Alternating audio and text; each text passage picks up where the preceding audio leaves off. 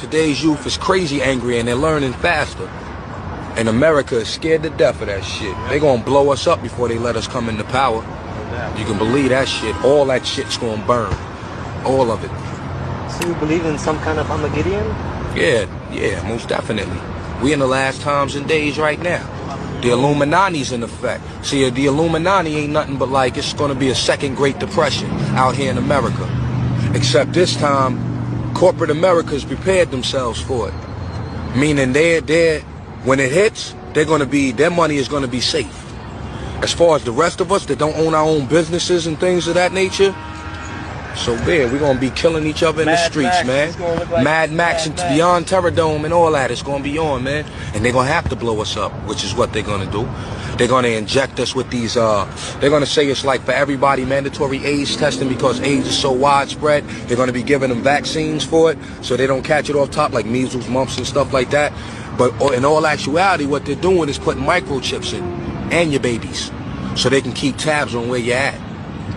That's deep. That's deep. They're not even using money anymore as far as paper. It's going to be cards to show what status you are, how financially well off you are, or whatever. You know, what do you own, and it'll tell everything about you. Word. Welfare is gone. They just going, funds for schooling, gone. Everything is they just throwing it all back. They're building, what they're trying to do now is just build their fortress for the bigger war, because they know too that we're in the last times and days. And America's done so much fucked up shit across seas that they know it's all got to come back to them. Everything goes around in a cipher, a complete 360-degree circle. And they done did so much fucked up shit overseas, it's got to come back here.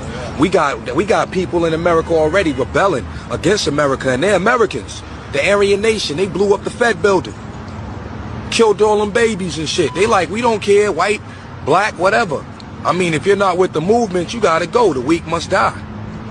That's how they seeing it. Now you got these crazies over here, then you got people across seas, they see that. They like, hey, this is our chance to come over here and take everything. Japanese is buying up every corporation and all that. They're gonna have everybody in the mental slavery. Physical as well as physical. Word up. It's coming back. And how do you react to this? I can't, all I can do is build my own industry to make sure it don't affect me and my family. You know what I'm saying? Word, start now. Now is the best time. Word up. That's why when brothers say, what time is it? The time is now. For real. And then how far is the process of building your own industry? It's a never-ending process. Yeah, it's infinite, man. That's going to be infinite. Because as long as I eat, they going to eat. As long as they eat, I'm going to eat. Everybody acting like Chris Sale says to be King Dingaling. All day on my FYP, people been talking about this man. Most men are average. And trust. There's people who are going to still bounce on that thing. What you shaming him for? He can't help the size of it. It is what it is. Oh, I can't believe Queen put up with that. You do realize, like, that doesn't define a man, right? Like, not loving somebody just because of their size? What are y'all on? Like, what?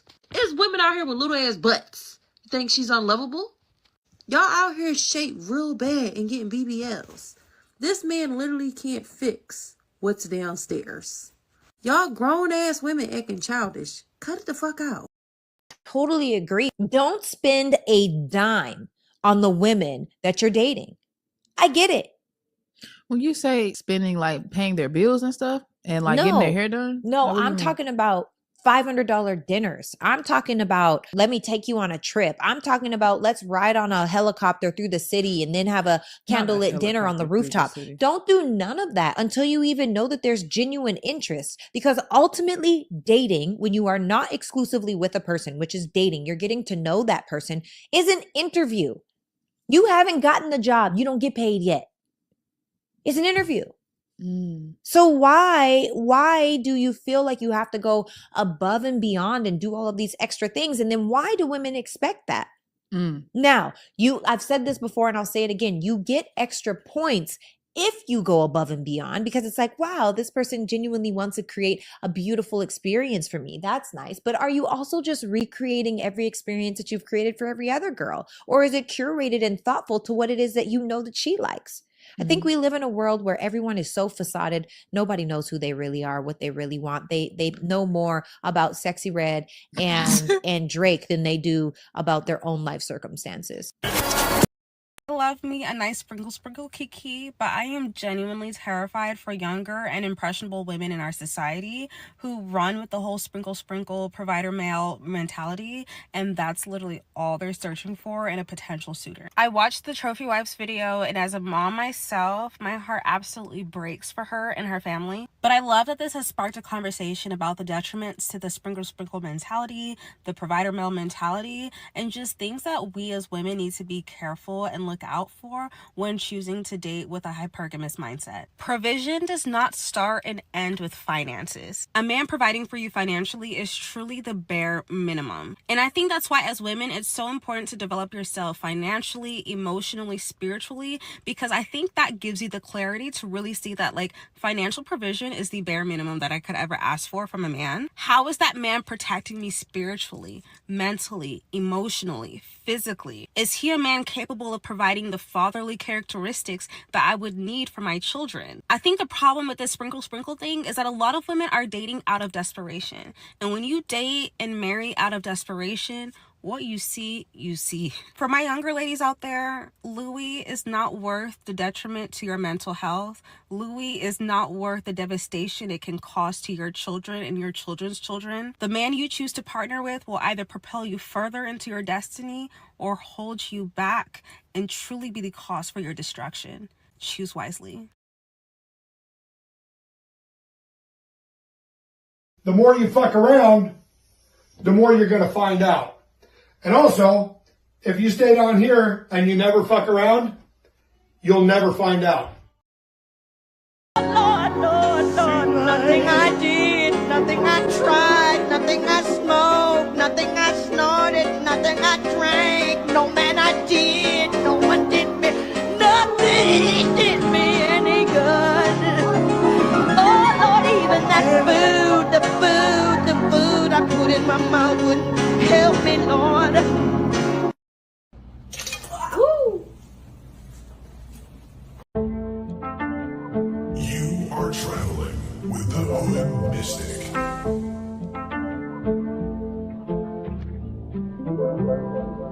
Time to tap in now.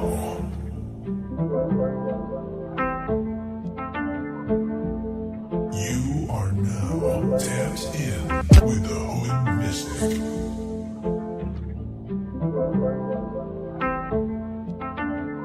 Your favorite mystic's favorite mystic. Your favorite astrologer's favorite astrologer.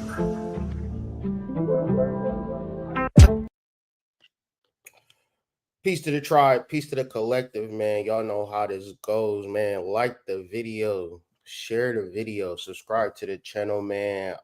Put some ones in the chat if y'all can hear me.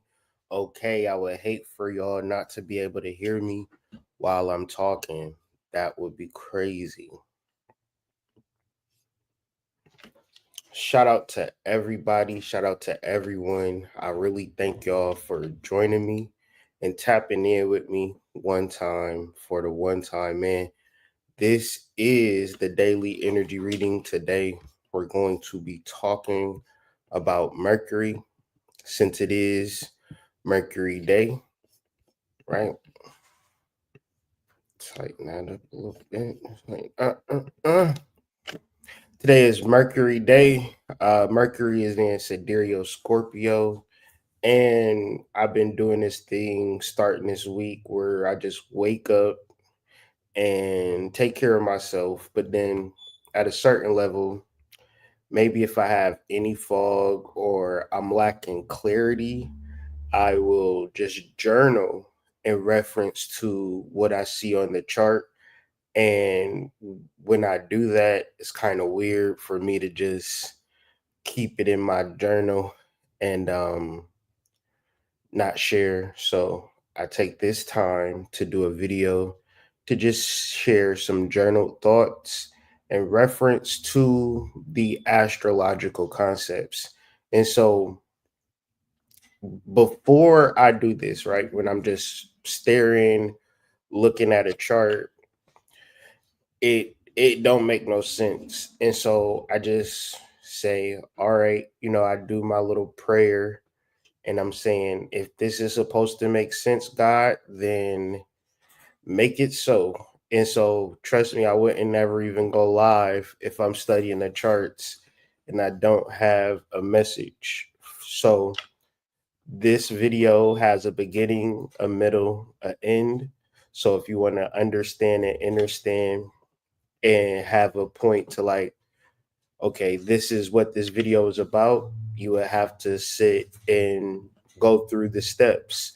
So, not to make this long, boring, or drawn out, but just to make it clear so you could, have some astrological concepts and metaphors, analogies, things of that nature to help you go through your day.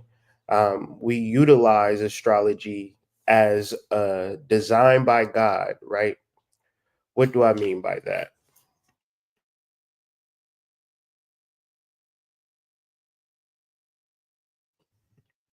What I mean is that no human being is in control of the planetary movement. There isn't a guy in NASA making the sun be a certain place. There is nothing to do with the president. No governmental body, no church, no dominant figure within religion or spirituality has any control of the planetary movements. However, the planetary movements are calculatable, meaning that we can record them, we can understand them. So when we are understanding the chart, we are understanding God, we are understanding the divinity of the situation. For most people, they could care less about studying the transits and understanding the transits at a deep level because they have a lot of different shit going on. Now, did what I say make sense? Go ahead and put some ones in the chat while I cut on my Chris Brown to get me in the mood, because we're definitely not bullshitting today. Okay.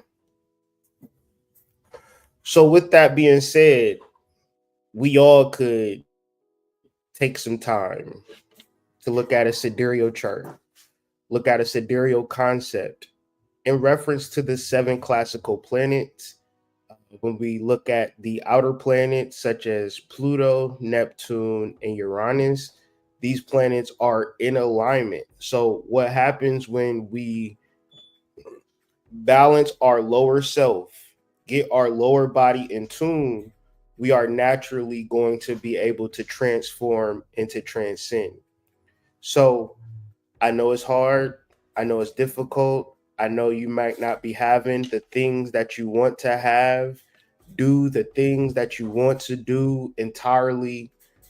This message is just to let you know that it is okay, that when you are in the process of transformation, what the true goal is for you to understand your emotions. So understand your emotions. What do I mean when I say that?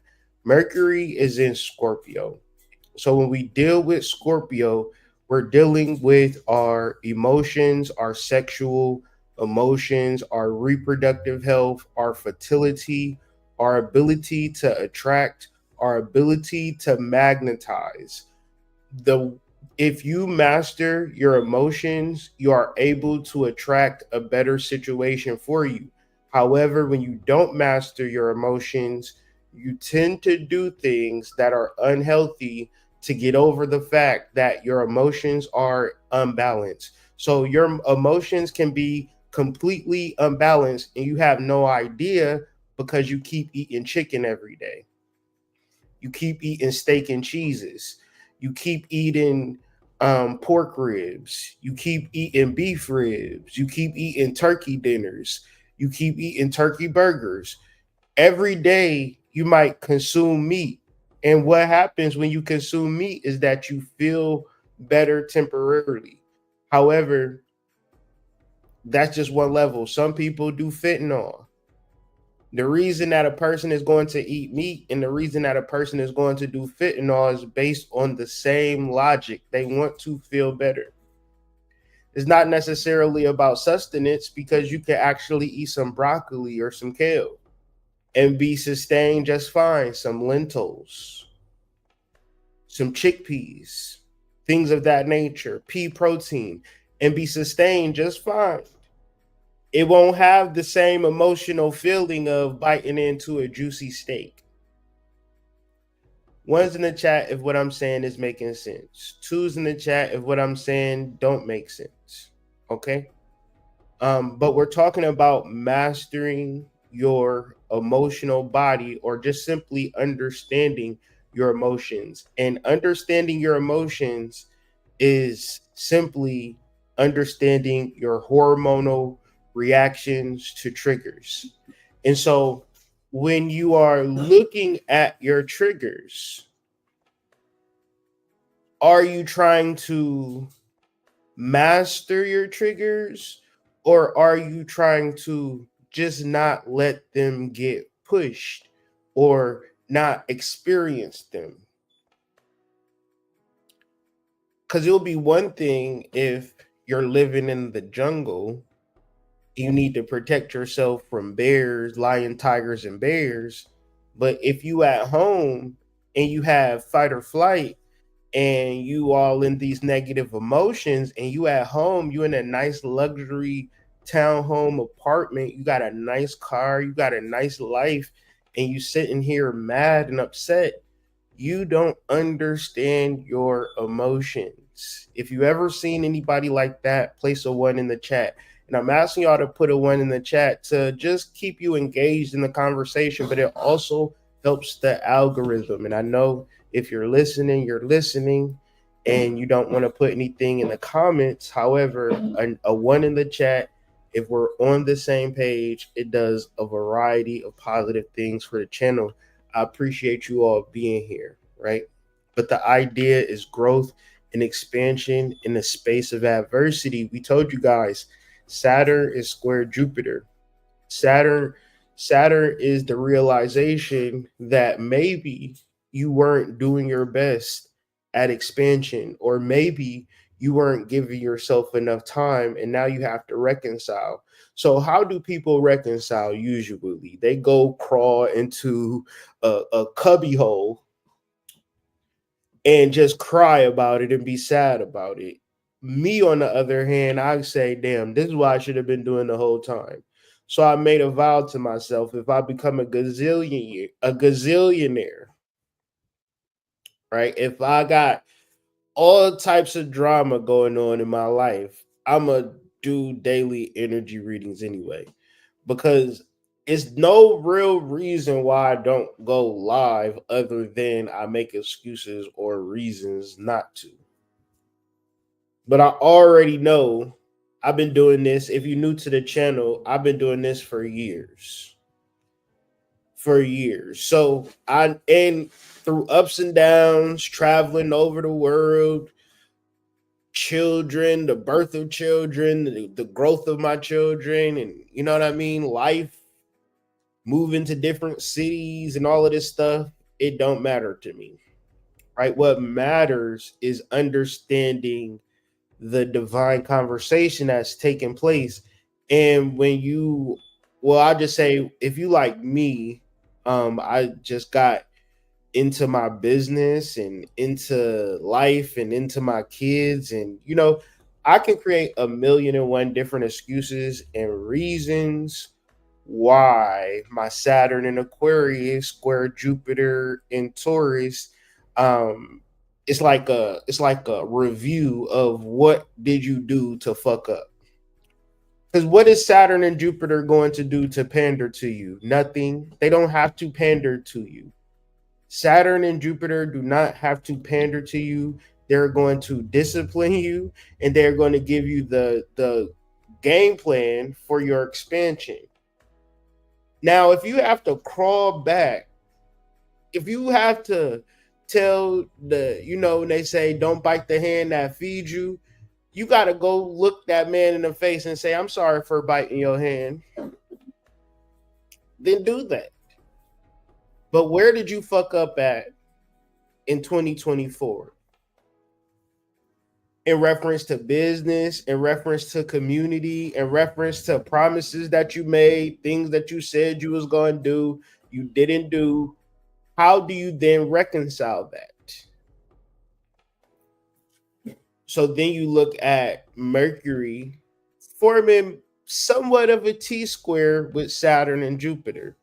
Somewhat of a T-square. It might actually, hopefully, it will activate into a full T-square before it goes retrograde. But what this is going to actually do is put the mirror to your face and say, this is where I fucked up at. However, how am I going to do what's right? That's the goal of it. Because it's like this. If you ended a relationship with somebody and you want to go back to them, then go back to them. If you were supposed to do things in reference for your business, if you were supposed to have a growth and development plan and you fell off your growth and development plan, get back on your growth and development plan. Does that make sense? One's in the chat if that makes sense. Because what is going to happen? You're going to say, damn, I fucked up. It's like, damn, I got off my bike. Once in the chat, if you just get your ass back on the bike and you start riding again if you fall. So we all can look at this particular energy and say, okay, now that I have that basis, how do I begin to understand how I feel? Because once again, if we're talking about an intellectual basis for anything, that is not the work. The work don't come in school, actually. The practice comes in school, right? I tell my kids this all the time. You're never going to go to a job interview and they're going to say, well, what did you get on your 4th grade report card? That's really important to us. However, the skills and the foundation that you are implementing at this particular time is going to show up by how you are able to communicate and relate to the person that's in front of you. So what's really more important is that people have the transferable skills, which you can implement at a very early age. So basically, what I'm saying is learning how to understand your deeper recessive emotions, regardless of circumstance, will allow you to advance in all levels of the game. Why? Because every year, every cycle, the sun enters into Scorpio. So when you look at Scorpio, the way that I could give you a picture of what Scorpio looks like is in the Princess of Cups tarot card in the Thoth Tarot deck. And I'll pull it up for you guys so you can see what it looks like. And then I'll explain more into what this 8th house Scorpio energy represents in real times in reality. So boom, bow, woo wop the bam. What city is that? What niggas be saying woo wop the bam? So this is the Princess of Cups tarot card. And what you see is a woman, a bird, and a turtle, and a fish. And all of these particular entities and energies represent the same thing, just a transformed species. Even human beings, we have what is called a reptilian brain. And the reason that they call it a reptilian brain is because the brain that we have is still in reptiles to this day. Meaning that there is some either genetic coding that combine various animals to create the human being to be the most adaptable in this environment, or we evolved from dinosaurs. We evolved from reptiles. However you want to cut it, I skew more to, combining different genetics and learning how to become highly adaptable to any situation and circumstance.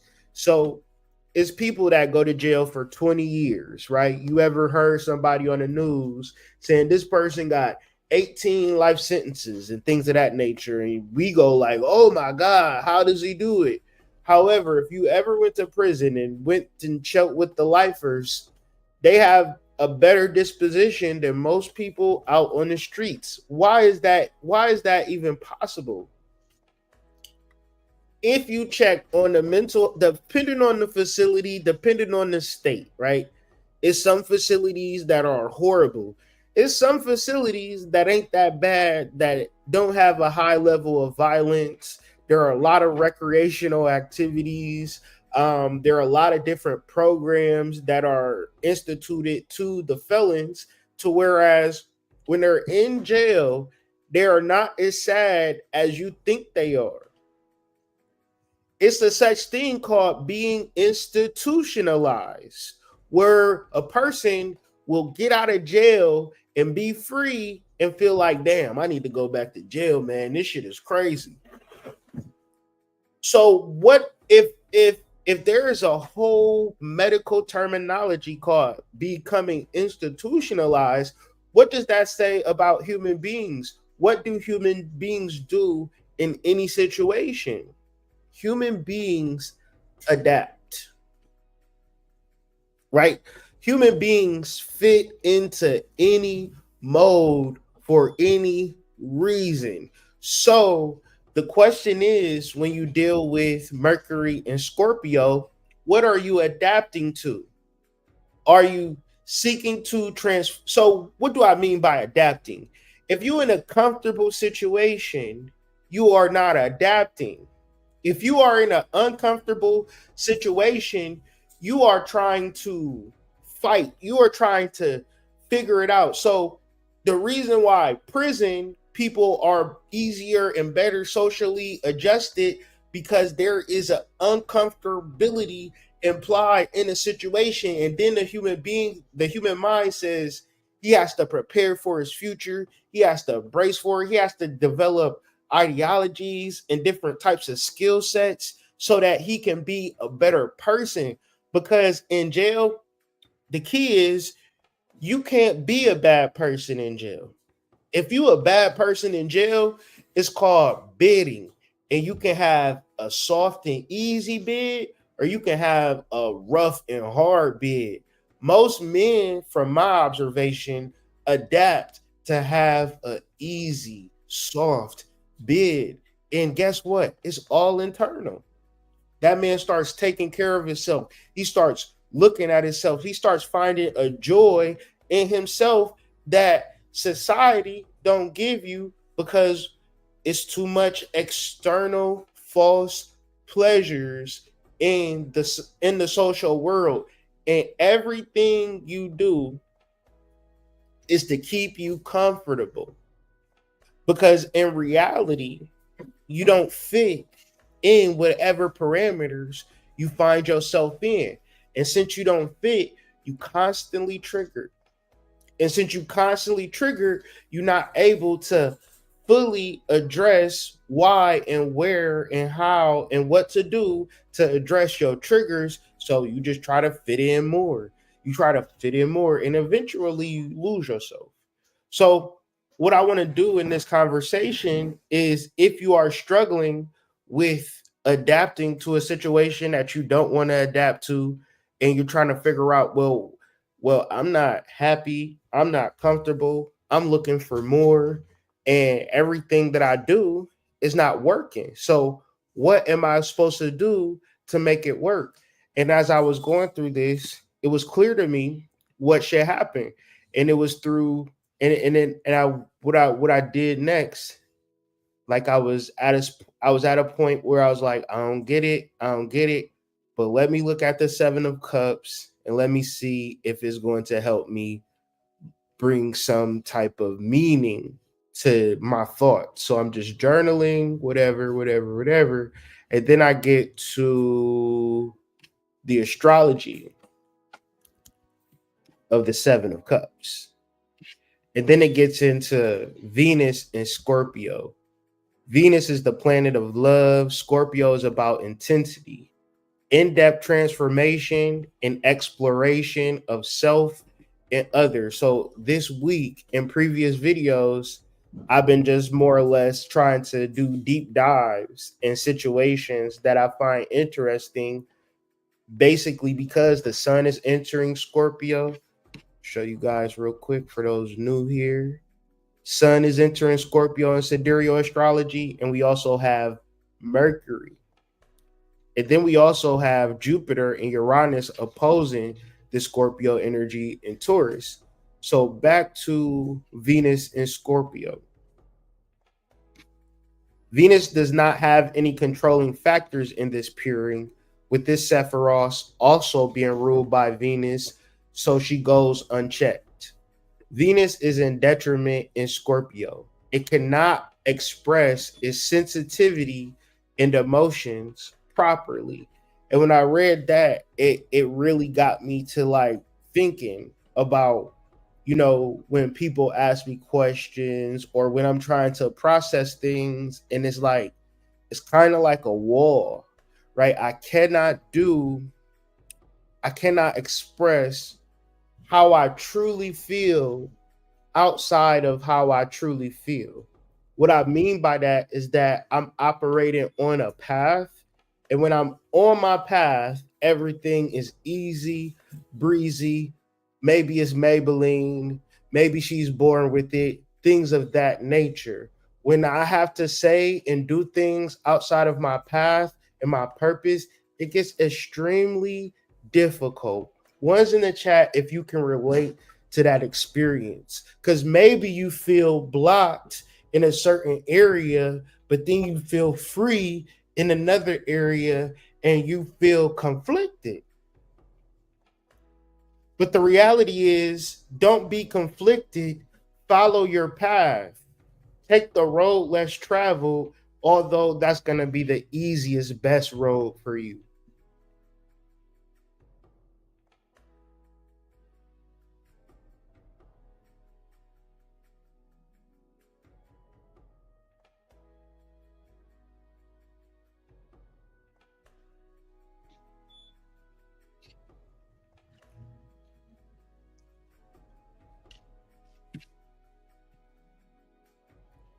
Why? Because so this really where I start to get cooking at, because I seen the inability to go in the direction that I know I'm supposed to go, and the rumination that it causes within me.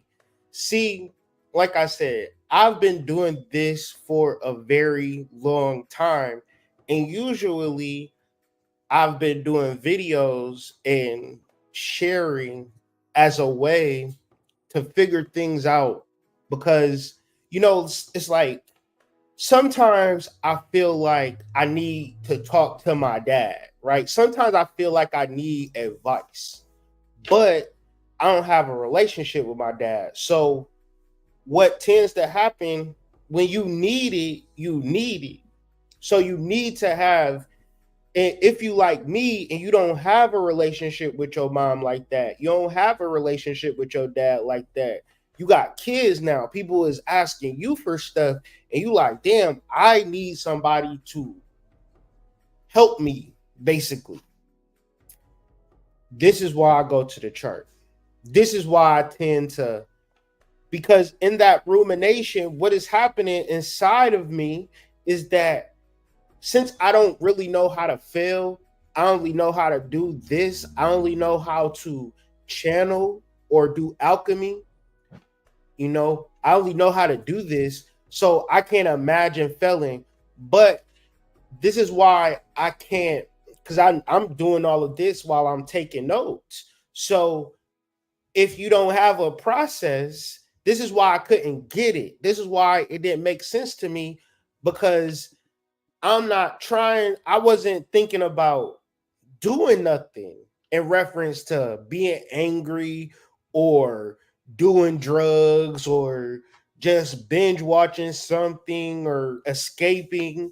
I wasn't thinking about doing it. I was thinking about, like, okay, I did a video on Monday, I did a video on Tuesday, might as well do a video today. Like, I got a streak going, might as well keep it consistent.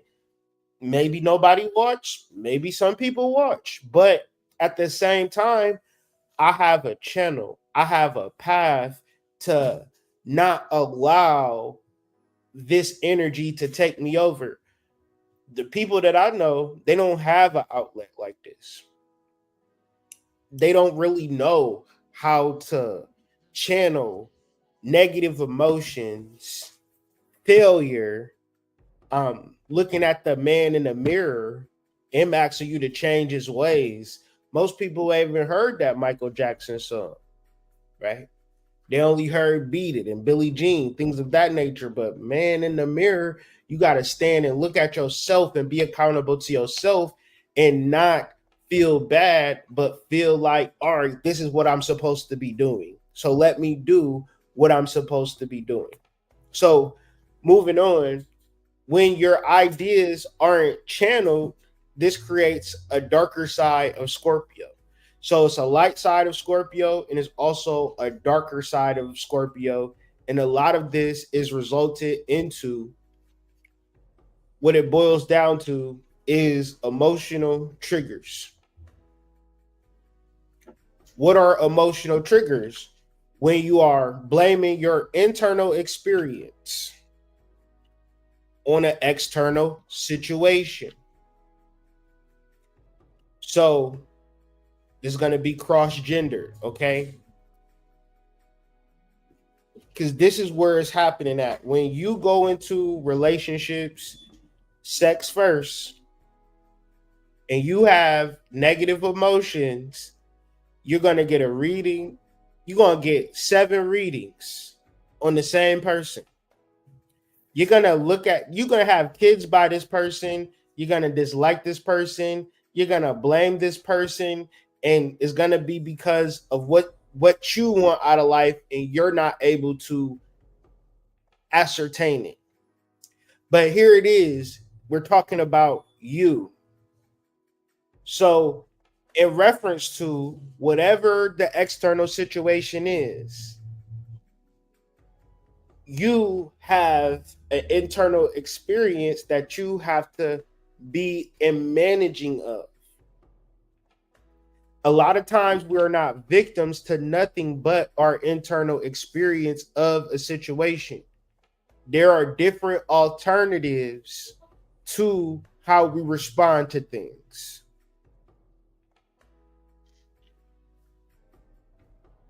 So it's this author on Psychology Today called Hannah Rose, and she says, there's nothing that bothers me more when I feel as though I'm being spoken down to, patronized, or belittled. So basically, being spoken down to is an internal experience. Being patronized is an internal experience. Being belittled is an internal experience. But most people will fight you tooth and nail to say, no, it wasn't. He shouldn't have been talking to her like this. No, it wasn't. It was him on the internal. It was him. It was him on the external. He making me feel this way. What she realizes, though, is that most of my interpretation of condescension is solely in my head. It exists from my deep-seated fears of not being good enough and being too young to excel at what I do and never adding up to my own expectations. So you can transfer this, and I promise you can transfer this to any person whenever they deduce that you're a bad person, when you deduce that they are a bad person, whenever you in a space where you feel like somebody is bad, especially if you are in a relationship with them, right? Because of the things that they do, when there are different options to responding to the things that they do, such as, and I'm not talking about crazy shit. I'm not talking about worst case scenarios. I'm talking about people just doing them, doing what make them happy. Well, what if this happened? What if that happened? What if you walk outside and the piano fall on your head? You should not go outside then. Well, hood, that don't make sense. Well, if a person is doing what they want to do, there is a there is a there is a trigger in that person is really tapping into. Abandonment issues, right? Being afraid that this person is going to leave you, being afraid of negative circumstances and shit. Maybe something positive is going to happen out of it. You just don't know. But having the emotional trigger that, okay, I'm going to yell, I'm going to fight, I'm going to scream, and it's all because of what you did. No. Like, and I promise you, they should have told they should have they should have they should have they should have told us this when we were young kids. Because in our community, it is nothing but triggered people responding to their triggers as if you are the reason for their triggers. Emotional triggers is saying that person put me in a bad mood, or this situation just ruined my day. No, people, places, and situations don't ruin your day. Your inner, like, and when I'm looking at things and I'm processing everything, I don't feel nothing bad on the external. Where I feel it at is something that I need to hear, is something that I need to do, and I just don't know what it is. And so if my kids is asking me something, if my wife is asking me something, if a situation happened, I'm just like pissed off at everything outside of me, not because of them, but because internally it's something that I'm trying to figure out. And I'm getting pieces of it. I'm collecting the pieces and I'm understanding it. And I'm realizing where I've been in fantasy at. And fantasy is places where you need to put work in. You don't put work in because the fantasy is easier. So the fantasy is always, I'll have a successful business. I'll have a successful YouTube channel. I'll have a successful relationship. But the work is everyday application, everyday learning, everyday marketing, doing the thing that's cringe, doing the thing that's hard, doing the shadow work, doing the internal work, not projecting, not acting like you're a mind reader. All of these particular things that are contributing in a positive way, sacrificing in a positive way, making sure that everybody is succeeding on a day-to-day basis, putting in the actual legwork to make this thing successful. If you talk to anybody, they'll say, yeah, of course I want a successful relationship. Of course I want a successful business. All right, let's put the work in. That's where people is going to fall short at. Something about the work, it almost feels like the work disrupts the fantasy. So therefore, if a person want to be in a fantasy, you just got to let them be in it. If you want to find people that you're willing to work with, you got to figure that part out. And that what Jupiter square Saturn is representing in these days and times, because it's a lot of times where you say, I don't want to move forward because of this person, that past thing, this situation I got going on. I can't move forward. One's in the chat if you ever heard somebody say that, or you said this. I can't move forward. I can't do this because of that. Well, do you want that? Yeah, I want that. Well, why are you not putting in the work? Because I can't. Okay, well, that's a fantasy and you have to do the work. Because if you don't do the work, you don't get it. You're not going to get it. You're just not going to get it. You have to do the work. You can't fantasize about nothing. You can't get readings on nothing. You can't get massages. You can't be hypnotized into anything. You have to do the work. That's why we are here. But it's fine because you said you want it.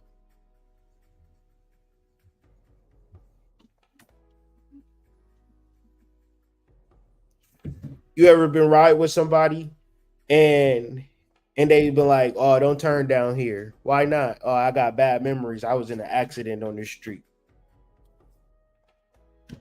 So you mean to tell me every time you're going to drive down this street, you're going to have an accident? Man, this is the quickest way to get to point A to point B. I'm getting to point A to point B. That intersection didn't do nothing to you.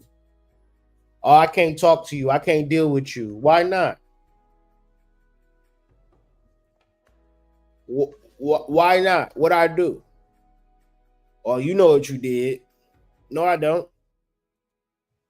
Y'all be mad at people that ain't did shit to y'all. Right? But in reference to your internal experience. So there's things like forgiveness. There's things like clarity. There's things like meditation. There are things like journaling.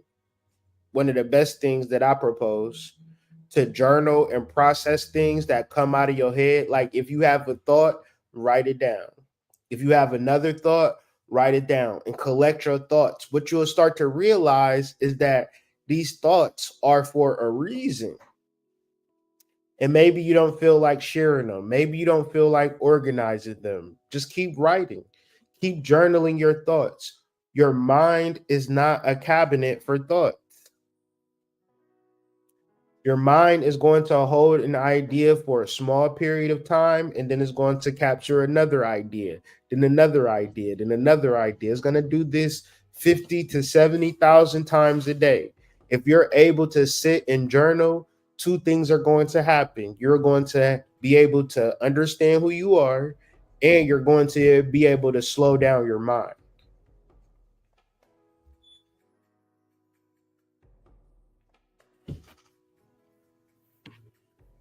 Our reaction to these factors are what sets us off. Our reaction is the only thing we have control over. So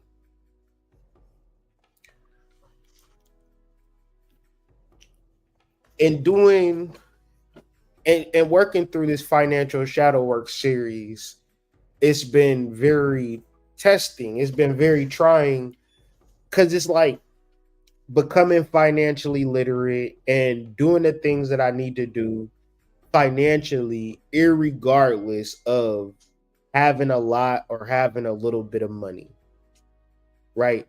It's completely in regard to this is what makes the most sense. And when you are able to do the thing that makes the most sense, it comes from doing a level of shadow work to basically understand that your finances are not connected to your self-worth in no way, shape, or form. If you have massive finances and you're able to attract beautiful women or whatever the case may be, that's good. But your self-worth will still be your self-worth, because your self-worth, it comes from the word worth. And so let's look into that word real quick so we can get an understanding of what worth actually means.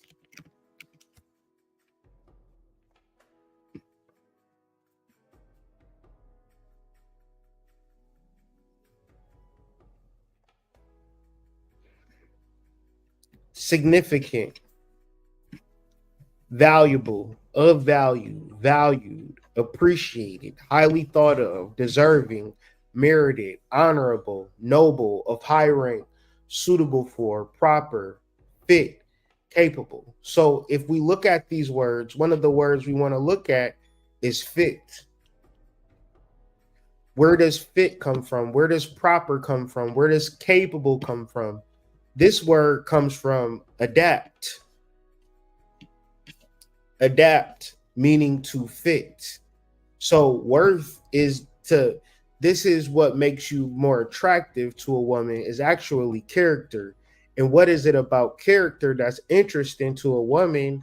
The dichotomy of character. I don't know if I'm using that word correctly, but basically what I'm saying is, oh, you're scholarly and you were in a gang, right?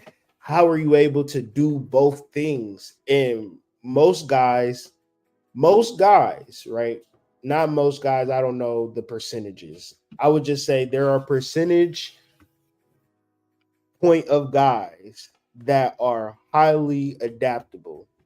When you get into the Gen Zs and the Gen Alpha, I feel like in the Gen Betas, I feel like they becoming a little bit too adaptable, if you catch my drift. But at a certain point, millennials, we were able to fit in regular social club party environments. We could make a party live, but we also could get on like MySpace and turn MySpace up, right? Or turn Facebook up. But we could also, be at the club, turned up, having a good time. Gen Zs took the club aspect and completely ruined it and turned it into a clout fest where people is just getting sections and $400 bottles and stuff like that. Millennials say, why would I spend $400 on a bottle when I go to the liquor store and get that same bottle for $30 and sit in front of my flat screen with my speakers, invite people that I like, and have a party in that fashion? Why would I be around strangers spending thousands of dollars? No. So learning how to adapt to situations and environments and times, and also to know what's right and what's wrong, is how we actually master what worth is.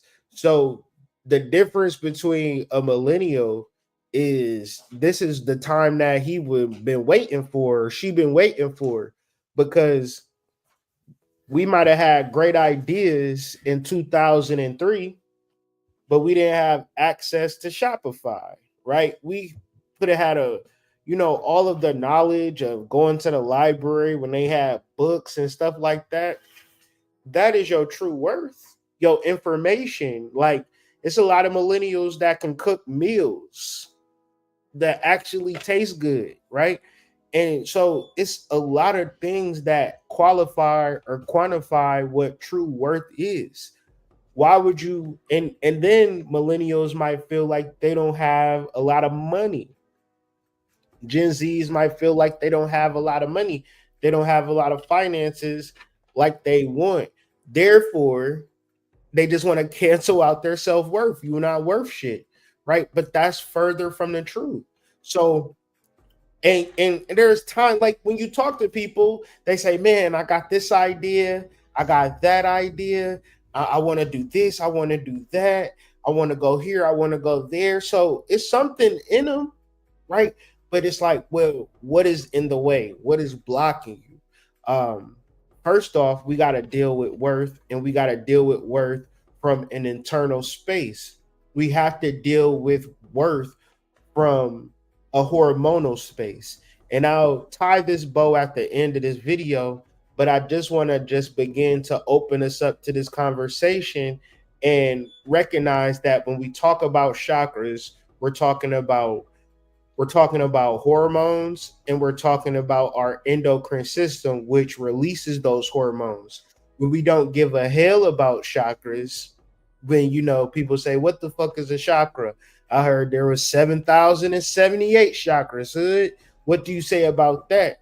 I say, well, let's deal with more of a logical framework, and maybe we can expand to maybe there are 7 million hormones in our body. But let's deal with the basic ones that are known, that are more representative to what we're actually feeling in this real time.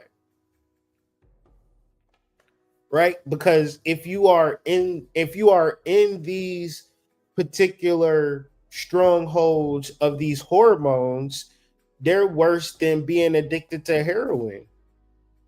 Because you are not going to be told, come to this treatment center, we'll treat you for dopamine. You can go to a treatment center for heroin. You can be functional, right? You can have a job, you can have an apartment, you can be married, you can have kids, and be completely strung out on dopamine. And the worst part about it, there is no solution for you. Because when we talk about spirituality, people are treating spirituality as a commodity. they're not gonna sit here with you and explain the reality of spirituality, because a lot of times people don't know. They just a pretty face with a business plan. They just an old man with a beard and a business plan.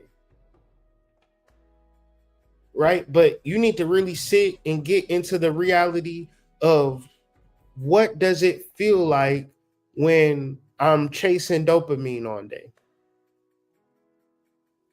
Where my motivation and where I get my rewards from. What is that? Where do I get my rewards? Because if you figure out where you get your rewards from on a level of doing the thing that you're doing, then you know why you're doing it. You're doing it to get a dopamine hit. Whatever it is, and trust me, it's the thing that you know you shouldn't do, but you do it anyways because it gives you the reward. And if you never understand this and you never get behind it, you don't even have no emphasis on quitting. Why do you even want to quit chasing dopamine? Because dopamine is going to be blocking your root chakra. You're not going to feel connected and grounded because you're going to be constantly chasing something in the back of your mind. To be grounded is to be psychic and to learn not to need anything. What is dopamine connected to? Addiction and mental illness. Drugs produce large surges of dopamine, which can reinforce the connection between the drug and the resulting pleasure. So fill in drug for food, sex, all of the things associated with Scorpio and its negative aspects are deeply related to hormonal releases. And if you're not able to understand that, because you can mentally tap into the subatomic levels within your body and address the dopamine. And that nigga be surprised, like, oh, you caught me. Damn, bro, you got me. Fuck. Shit. See, I thought I thought you was just gonna keep getting double cheeseburgers and we was gonna be cool. Nah, I can't get the double cheeseburger today, dopamine. Damn, man. I want to run the show. So what's going to happen? You spending too much money on food, your money's going to be looking funny. You spending too much money on drugs, your money's going to be looking funny. And then you're going to feel bad because you don't have enough money. What you doing with your money? I'm sure is to address how you feel. I can guarantee it. I put my bottom dollar on it. Because if you get behind it, you don't have no reason to do the things that you do. And it's like, damn, what I'm supposed to do? You're supposed to sit with your feelings. It's like Inside Out. You're supposed to talk to them motherfuckers. Get them motherfuckers in line. That's what meditation is. That's what dream working is. Dopamine imbalances can occur in mental illnesses such as depression or schizophrenia. I'm depressed. Why are you depressed? Because I'm not getting my rewards. I've been motivated to do these things and I do them and I still don't get no reward. What you mean? I go to work every day. I go to work every day. I go to work every day and I still haven't got no reward. Well, what reward you thought you was going to get from going to that job?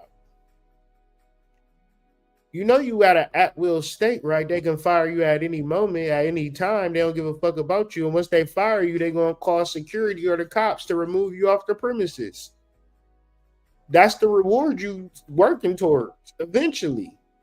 You going to either give them a 2-week notice because you found a better job, or you going to be sad you got goddamn fired. So what's the remedy for this? Start looking for a job now, a better job now. Start looking for a better situation now. Go on interviews.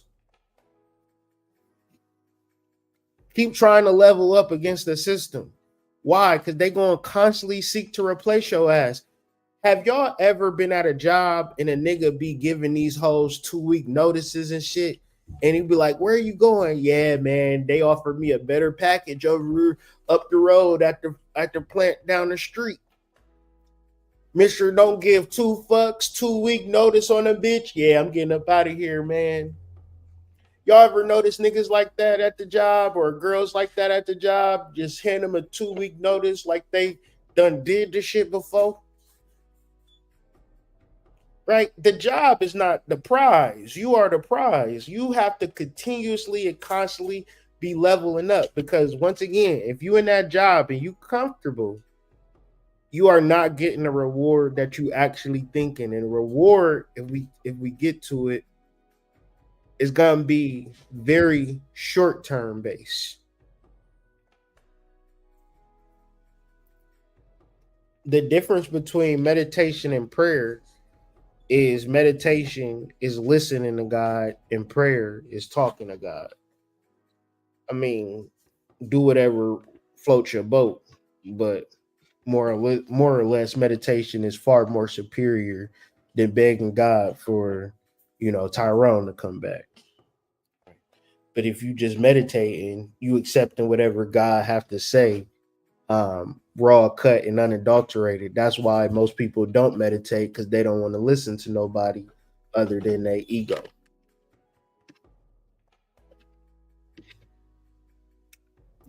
Cortisol is a hormone that helps the body use glucose, protein, and fats, and is known as the body's stress hormone. So when we are constantly bombarded by stress, when we are constantly bombarded by things that's going on in our lives, our body is just telling us, hey, something ain't right. You need to make an adjustment. Something ain't right. You need to make an adjustment. Something ain't right. You need to make an adjustment. And we can call it triggered, but if you was in a situation and it triggered you, and it triggered you all day long, you couldn't even come up with a situation, but you just went to sleep like, damn, today have been a horrible day. I couldn't figure out no solutions for myself. Don't run away from it. Keep exposing yourself to it, because guess what? You're going to figure out a solution over time. It's going to regulate itself over time. What tends to happen is we go through high stress situations and we say, I'm not dealing with that shit no more. I ain't going to never deal with that shit no more. And at that point, we are not learning. Once again, I'm not talking about the most extreme situation or circumstance. I'm talking about your kids is misbehaving. I'm talking about, you and your boyfriend have disagreements, and the disagreement is a strong disagreement, but you thinking like, since we disagree, we might as well not be together. But the reality is, figure it out through the disagreement. If nobody is hitting each other, nobody is being violent, nobody is being abusive, y'all just have two different opinions, that's a high stress situation. You can find a solution to high stress situations through sleep. And you can leave the situation, but that's not solving anything. Because what happens when you face with another situation? Stop. What happens when you face another situation? You're going to go right back. So what we're talking about is emotional triggers and the hormones behind emotional triggers and how to absolve yourself of these triggers. Because if you don't understand the hormones behind the triggers, you'll be actually thinking that what?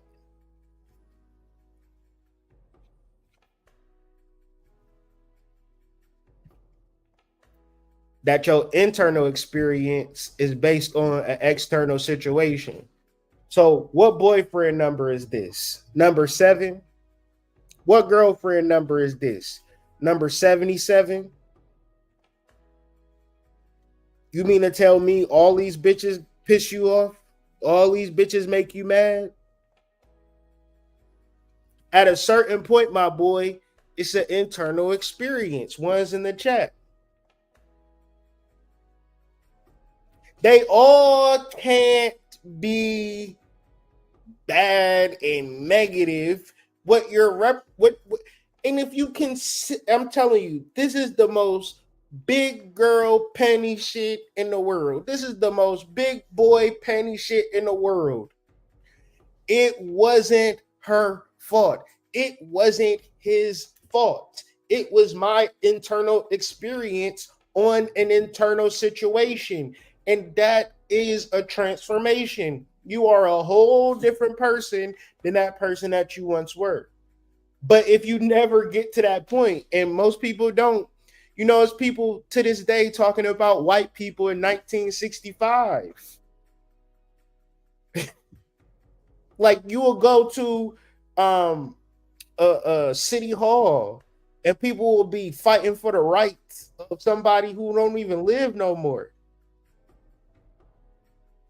Suing the state of Georgia for, you know, and it's cool. I get it. Fight for your rights and all of that.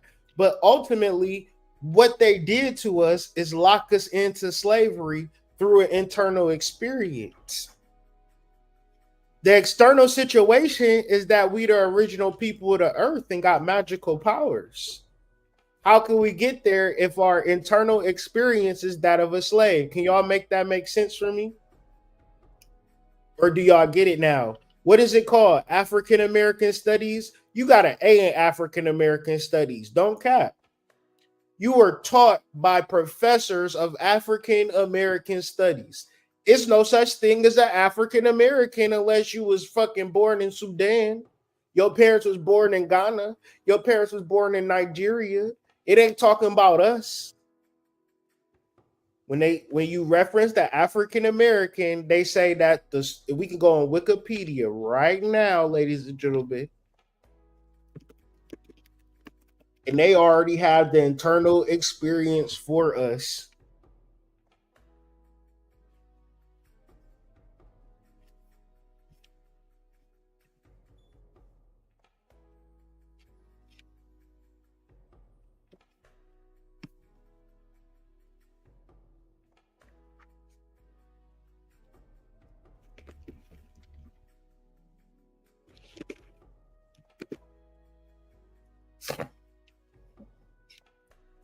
The primary understanding of the term African American denotes a community of people descendant from enslaved Africans who were brought over the colonial era of the United States. So, your African American studies that you got an A in, your Pan-Africanism degree that you so proud of, not even real. They're trying to hijack an internal experience of a nation of millions of people in generations to come, generations that have been, to give them internal experience that's not even real. And what seals the deal? The hormonal response to the reality. We have a whole system inside of our body that they let us know an inside out 1 and inside out 2. But yet and still, you can talk to your ancestors, you can talk to yourselves, and they'll tell you the same thing that I'm telling you. Everybody knows this. And it was a point in time where everybody in this goddamn diaspora thought they was from Africa. I mean, everybody.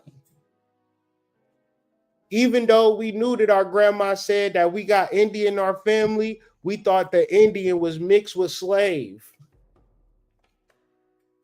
We didn't know. So as we as a society do spiritual work, we come to the conclusion within ourselves. We do the research on ourselves and get online and be like, oh, this nigga doing the same research I'm doing. One's in the chat. Where did we get the information from in the first place? We got it from within ourselves. The hormonal conversation that's taking place, the chakras. What the fuck are chakras? There are information centers. How do we release information? Information is secret. What does a hormone do? it secretes. A hormone secretes means it's giving you secrets of the universe, but you have to calm your mind down, calm your reality down to understand how powerful and genius you are. One's in the chat if what I'm saying is making sense. Because I know it's a hard thing to get. Like I said, this video has a beginning, middle, and an end. We in the middle, but there is an ending to it to where I can explain all of this in reference to the energy.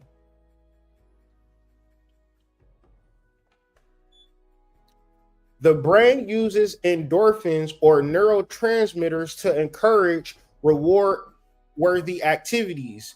Powerful mood-boosting chemicals are released as a reward whenever you do something good for your body or overall well-being. So what is that saying?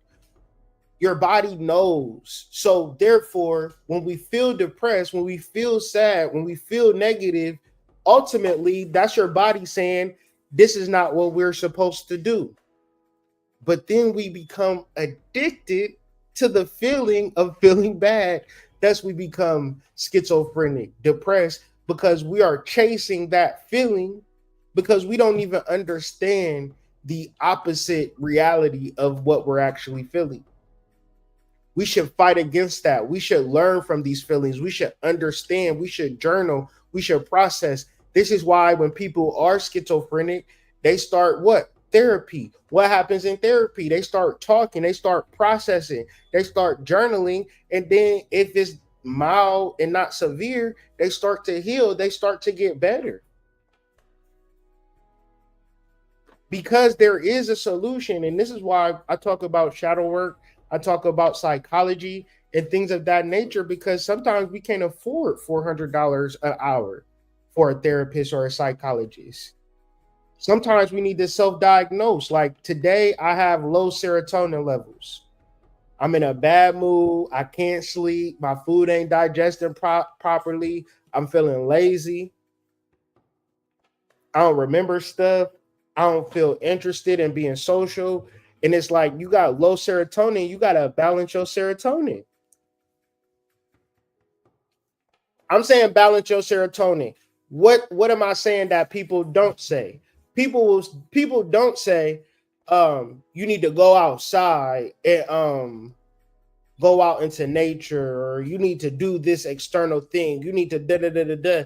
And yeah, that may or may not work, but ultimately what it comes down to is that we all need to deal with our hormonal levels to make sure that they're balanced.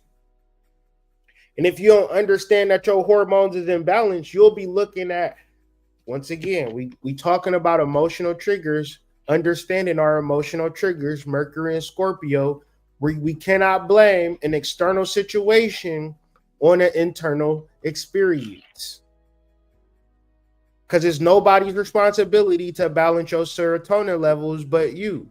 But if your husband is there, your wife is there, and she's trying to make you feel better, no, it's something that you need to do as an internal thing.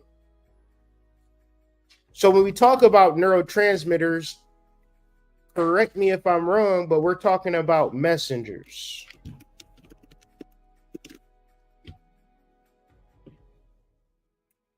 Right. I know what I'll be talking about sometimes.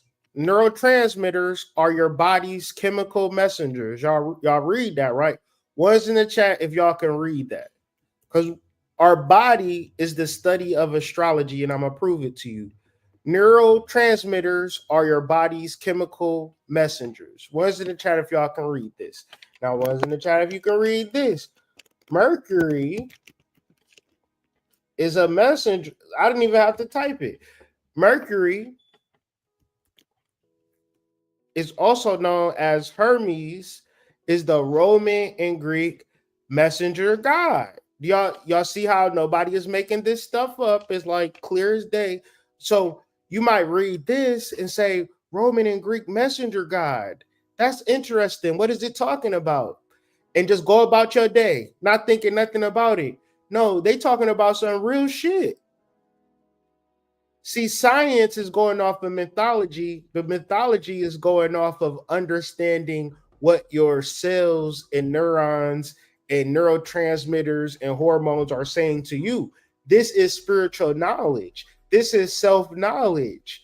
This is what is called know thyself. One's in the chat if that makes sense. And how do you do it? By understanding how you feel, your physical and emotional health.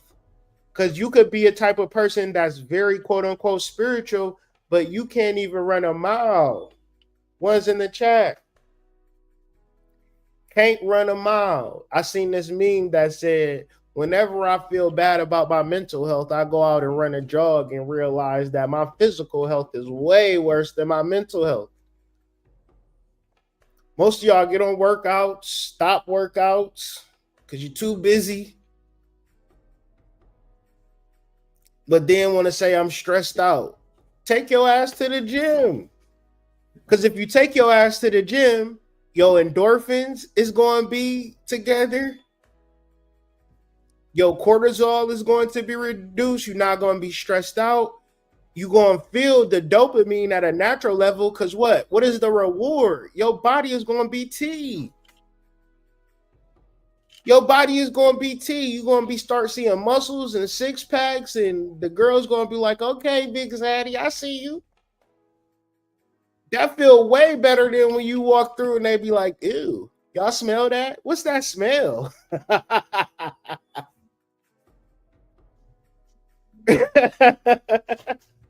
Ew.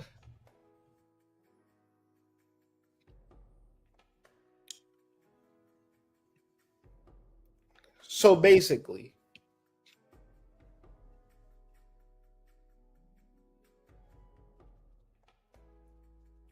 your comfort zone is the place where your hormones are in full control. So therefore, you at your apartment, you at your house, you got your laptop, you got your DoorDash, Dash Pass, right? You got your porn on deck, you know, your good porn sites. You got your Netflix, your Amazon Prime. You watch football on Saturdays and Sundays. You watch basketball. You getting you a pizza, right? You got a couple of girls that come over. You in hell. You in prison. This is why niggas in jail is doing better than niggas on the streets. You ever notice a girl will drive an hour every day and fall in love with a nigga that she can't have sex with, and you are next door neighbor, and she look at you and go, ew, you stink a little bit, and will drive an hour and a half to talk to a felon behind a glass? Is because one thing for sure and two things for certain, a felon is outside of his comfort zone and he has to figure out how to be magical. And the only thing that he have is his self. Most who master their emotions and regulate their emotions in jail find something that's far more valuable than the key of dope. They find something far more valuable than how to rob people. They find themselves. And when you find yourself, you become irresistible and attractive. You can be, it's a lot of men that I know that do everything based upon they think that that's what they supposed to do. And then when you meet them, you might ask them, well, why you do that? Well, that's just what niggas do. Why you do that? I don't know. That's just what, I felt like that's what I was supposed to do. Most men have no idea what life truly is because they, like me, I had to just get out in the wilderness with no guidance, no father figure. And naturally, over time, you'll make things happen through sleeping. It's like if you ever been somewhere and you ask and they like, so where are you from? You like, oh yeah, I'm from Mississippi. How you get here? I just moved up here, man. I don't know. Do you know anybody here? No. Just came here, lived on a cot for a little bit. Then I moved, got me a studio apartment. Then I met my wife and we got 5 kids. And yeah, I'm happy as hell. You think if he stayed in Mississauga his whole fucking life he would be sitting there talking to you, having that conversation? For fuck's no. So wherever you at and you comfortable and you feel like it's good, them is called false pleasures. It's not real. And so a lot of times where people find themselves triggered is not where you homeless, not when you in a bad situation. You usually trigger in a good situation and you trying to figure out, how do I challenge myself? How do I get into a better position where I can do the things that I'm actually supposed to do? And the reality is this: you have work to do. What are you supposed to be doing as far as work? Because you're supposed to be doing the work that you're supposed to be doing without reward. Now, being consistent and posting on my channel is way more profitable now. I'm making way more money on YouTube. I mean, it's like I feel like, damn, I'm a little. When I hear it back, I'm like, damn, this is a good video. This was a good video. This is a good video. I don't even really care. But the reality is, like, I know that this is what I'm supposed to be doing. If I can give y'all a couple of hours of my day, I'm gonna give y'all that. And like, I don't want nothing to come in the way of that. If I was walking down the hall and I had to reconcile with my higher self that if you become a millionaire, you got to continue to do videos like this. And then I felt the energy shift in my life. Like, I figured it out. Okay, you're supposed to do what you're supposed to do for the collective. This is what you're supposed to do in this moment. When it expands, it expands. But in this space, do what you're supposed to do. And I'm sharing that with y'all so y'all can figure out what is your work. In this verse, it says, you have a right to perform your prescribed duty. These are not my words, okay? I'm giving you an example, but I want you to take in Hindu mythology, something that have existed longer than the Bible, as absolute truth. What is your prescribed duty? Do you understand your chart? Do you understand your 10th house? Excuse me. Do you have any aspects to your 10th house? Oh, you don't have anything in the 10th house. What do you have in the 6th house? What do you have in the 4th house? Some people's duty is to be a housewife. Some people's duty is to be a mother. Some people's duty is to be... Oh, give me 1 second, family.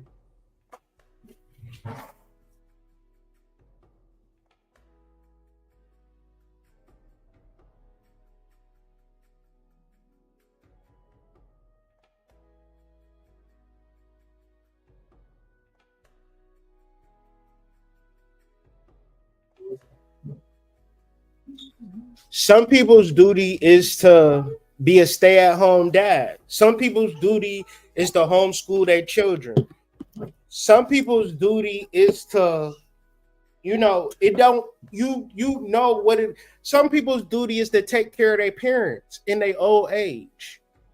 Some people's duty is to take care of their husband because their husband went through a horrible accident.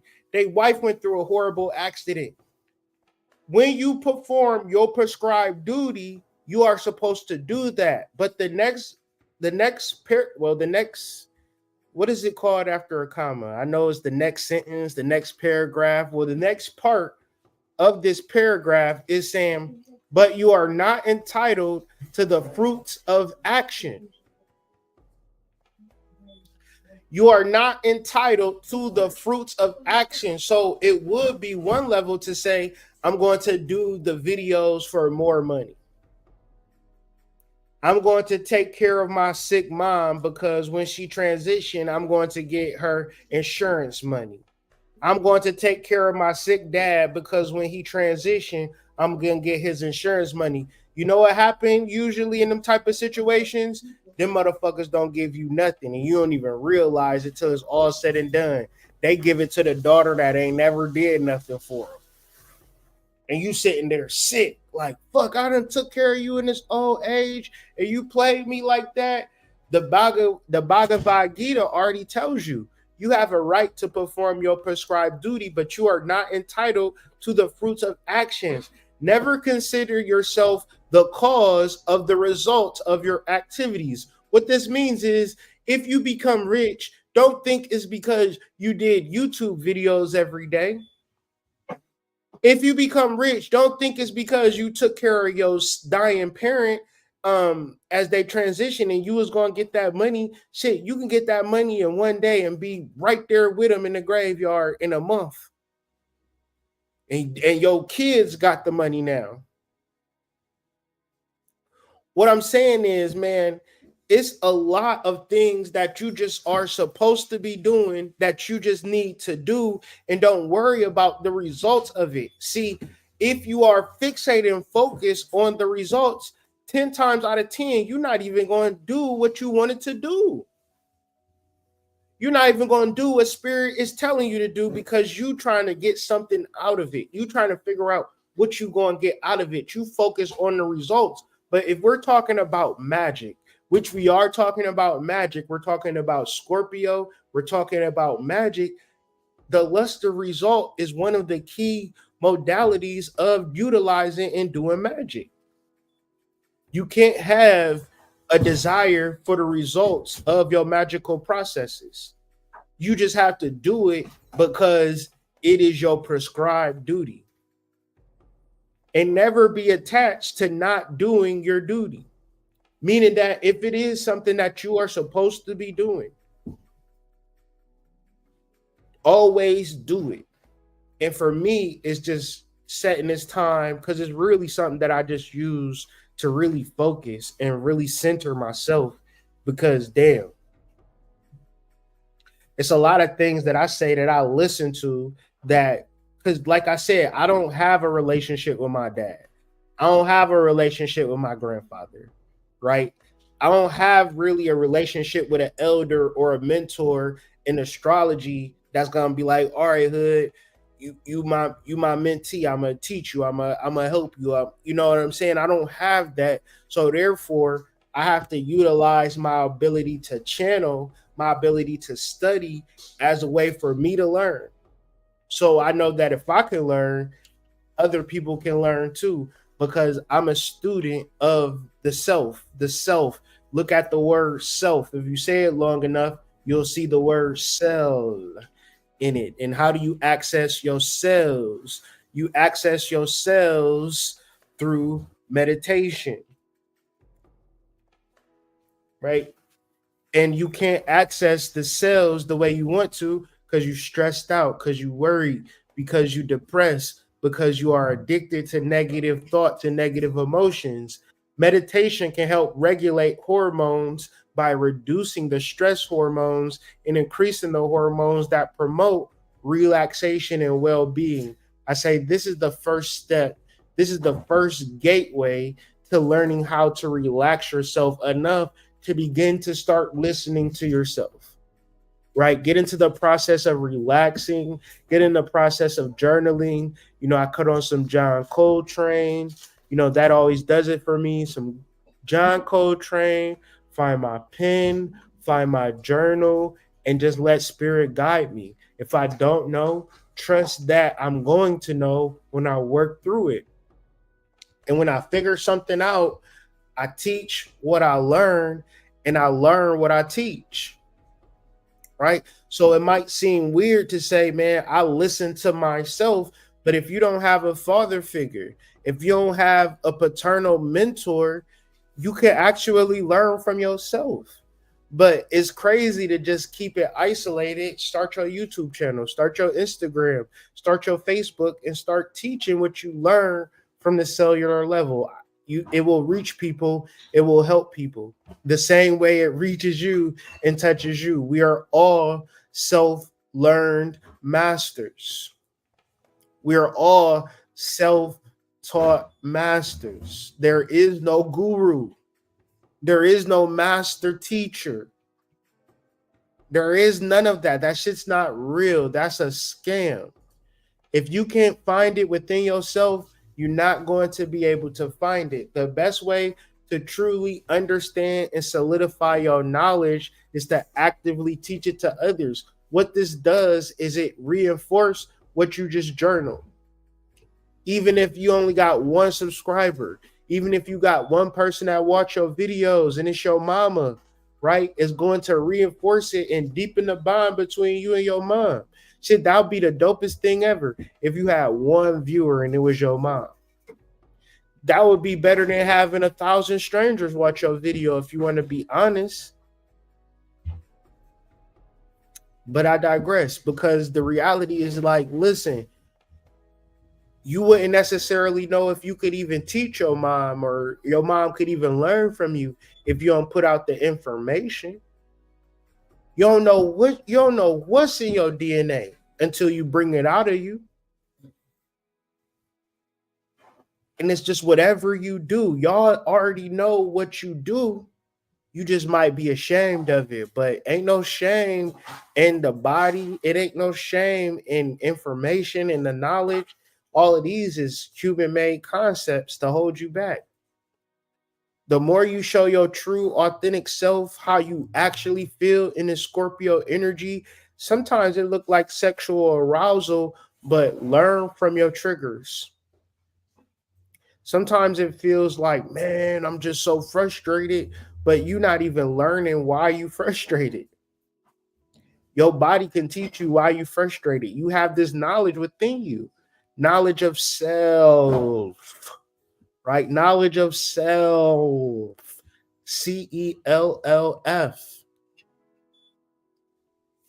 What is the overall goal of this conversation? It is to accomplish moksha. What is moksha? Moksha is the liberation or the freedom from the soul cycles, death, birth, and death, all karma. It is the blissful state of existence of a soul attained after the destruction of all karmic bonds. What is the destruction of all karmic bonds? That is when you are doing what you're supposed to do, when you're supposed to do it, and allowing everything to fall in its place. Learning how to relax, learning how to listen, learning how to be guided by the self, CELLF,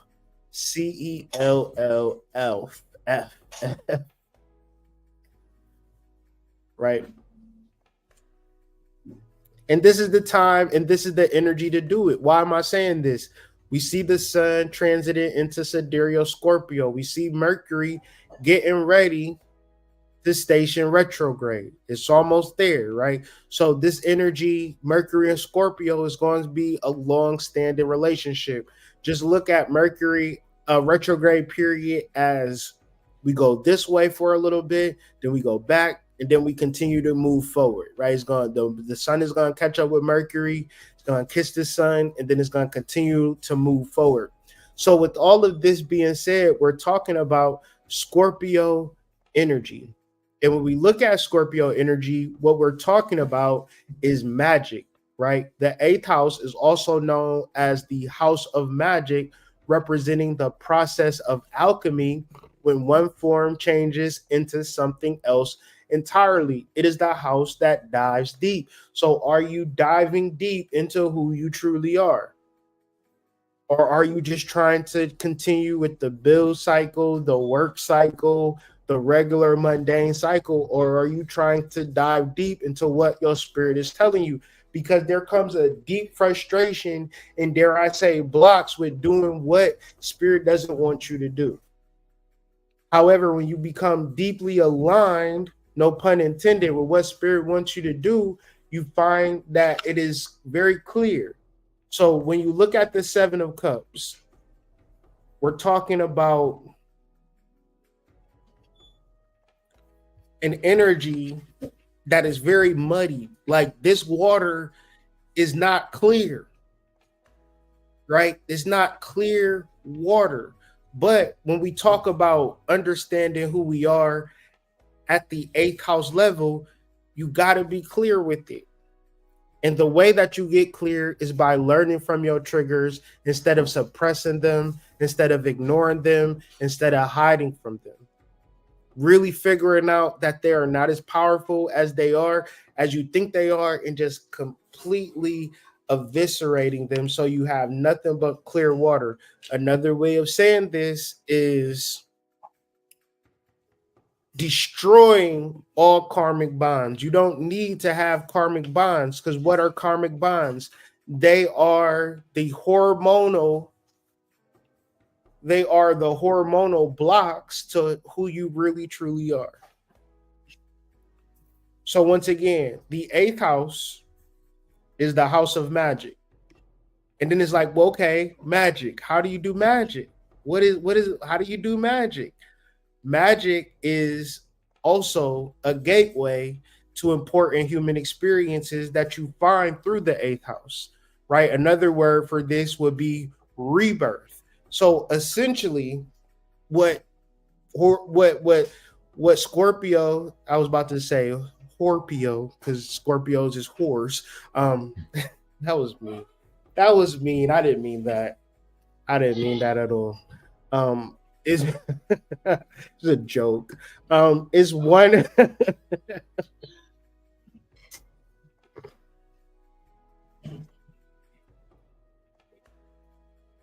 that was just a joke, guys.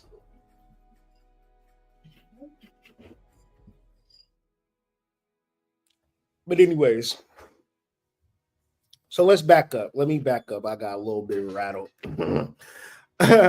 So we're talking about Scorpio. Scorpio rules the 8th house. The 8th house is the house of magic. Magic thus could be a form of transformation, changing one form into something else entirely. And thus we can see this as a positive spectrum, or we can see this as a negative spectrum, depending on how clear we are with who we are deep down. It's called knowledge of self. And so ultimately, when we're doing magic, we need to find certain portals or certain gateways. And we need to actually understand what actually is a portal, because usually people will say gateways and portals, and we'll be talking about an abstract thing, but I don't really like abstract in reference to spirituality. The only gateway that I know is the vagina. In mythology, the vagina is often represented as a gateway. So when we talk about Scorpio, we're talking about the vagina, or we're talking about reproductive health through the symbolism of the yoni, a Hindu concept signifying the feminine creative power and the source of all life. So therefore, when we are dealing with our yonis, when we are dealing with our female reproductive systems, we're not dealing with a pussy. We're not dealing with something that can get fucked, right? We're not looking for dick, right? Why would you fuck the feminine creative power and the source of life? No, you got to really honor and understand it. Because what? The vagina is essentially acting as a portal to new beginnings in creation, particularly within the context of the goddess archetype. So when we understand ourselves to become goddesses, it is because we have a vagina and a yoni, and this is a powerful gateway of magic. Thus, when you have a yoni, you have the ability to do magic through understanding what? Your hormones, okay? Your hormones are crucial to reproductive health, as they regulate key aspects of not only the menstrual cycle, your puberty, pregnancy, fertility, and the development of secondary sex characteristics in both males and females. Okay, so when we look at all of these things, you will see the goddess of fertility, the god of fertility, the goddess of sex, the god of sex. What are they talking about? These are hormones that you are accessing through deep levels of meditation, deep levels of work. Once again, how do I get to the hormonal level of conversation? You can't be stressed. You can't be watching the porn. You can't be eating the food. You can't be doing the things that are keeping you in fight or flight. So usually you have high-strung emotions that you haven't journaled around, you haven't got clear on. It could be in reference to as a child, it can be in reference to past life stuff, but you have to just deal with it. Could be in reference to fear, it could be in reference to jealousy, it could be in reference to a whole bunch of negative emotions that you haven't been clear on.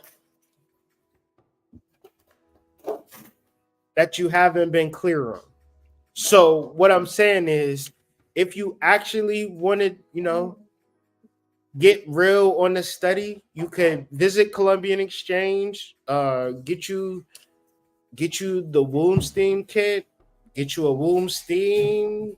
We got the chairs, we got teas, we got different varieties of steams, we got a la carte herbs that you can get for under $10. Or you can, do research online.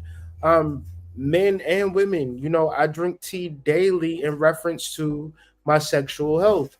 And what Spirit has said to me, I said this before, but I'll say it again: sexual health is spiritual health. Because sexual health, it helps balance the lower chakras. And when you're and when you are balancing your lower chakras, there are things that you want to do to better yourself. And there is nothing blocking you from bettering yourself. It's only the things that you tell yourself that keep you in a space of what? The comfort zone, right? And if you want magic to happen, right, you have to get out of your comfort zone. Another thing that you might want to study: psilocybin causes the release of stress-associated hormones alongside the altered perception of reality that it causes. So, in reference to being in a certain type of energy where I'm trying to figure things out, and this has been like a 2-month long process for me, where I've been trying to basically being overwhelmed with the responsibilities that I have to deal with. And so trying to figure it out in a space where, like I said, don't have a mentor, don't have a dad, don't have a grandfather. I've been actually going deeper into my microdosing protocol and subtly into my macro dosing. I haven't done any high dosages of psilocybin in a very long time, mainly because I'm pussy. I'm just gonna put that out there. But in reference to the microdosing, I have been doing that. In the way that I've been doing it as of late is with the Mr. Hood bars. The Mr. Hood bars is a milk chocolate mix of salted peanuts, raw almonds, and psilocybin, all mixed to the gods. You feel me? It tastes like what I would, if you want a taste profile, because most of the time I don't like psilocybin because the taste is usually unbearable. I don't like the taste, so I don't deal with it at all. Even microdosing, I don't like doing it. And more or less, I don't know. I will microdose, but I just haven't microdosed for whatever reason. But with the Mr. Hood bars, like before I go to sleep or before I go to work out, it's perforated so you can take off a little piece very easy. Take it before I work out, or like it's an adaptogen, so it can chill you out or it can amp you up. So it just depends on your integration process.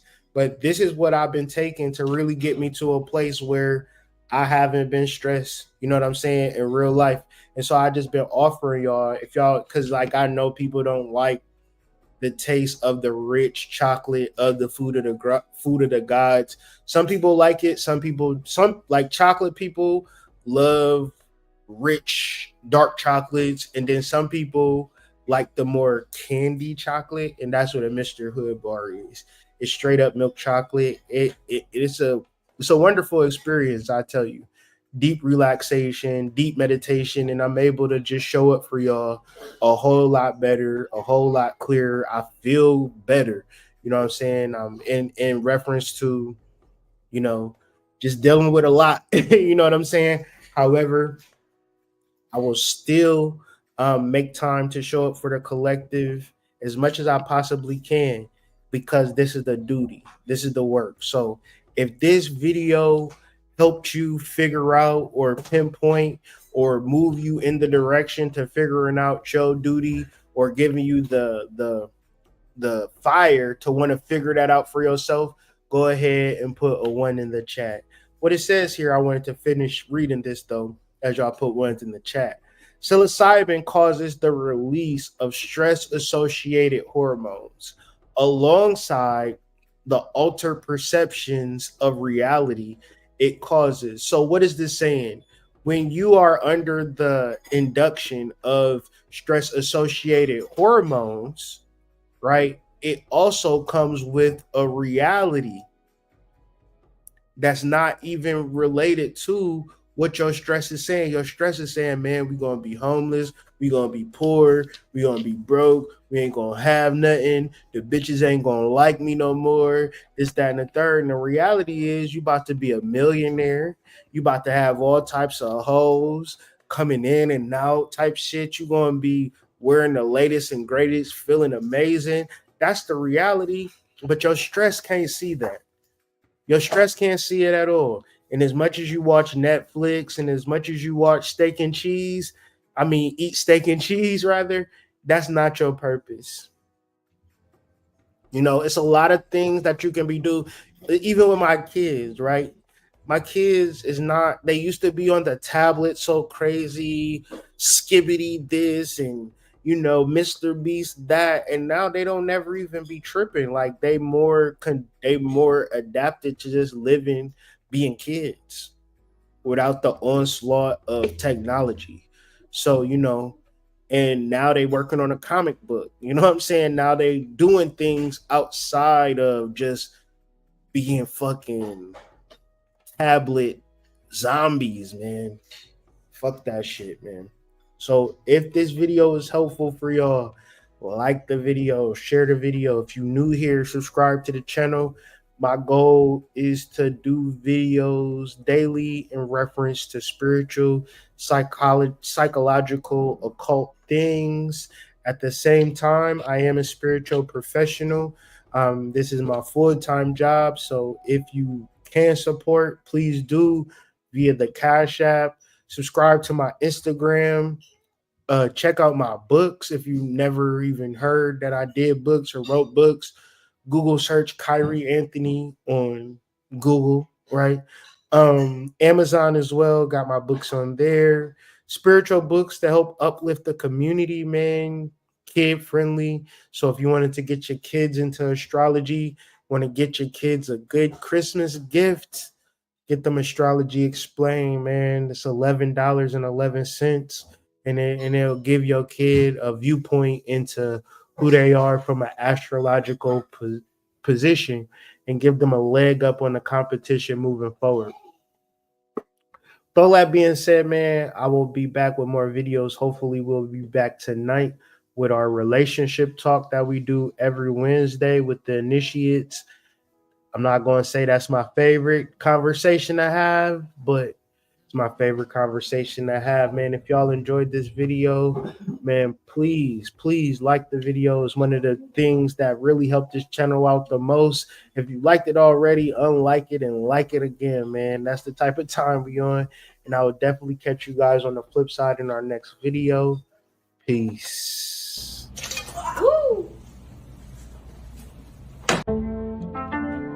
You are traveling with the Hood Mystic.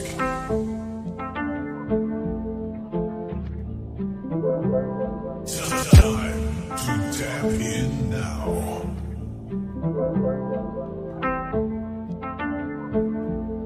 You are now tapped in with the Hood Mystic.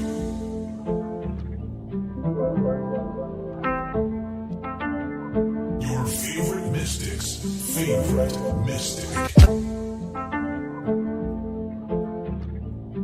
Your favorite astrologer's favorite astrologer.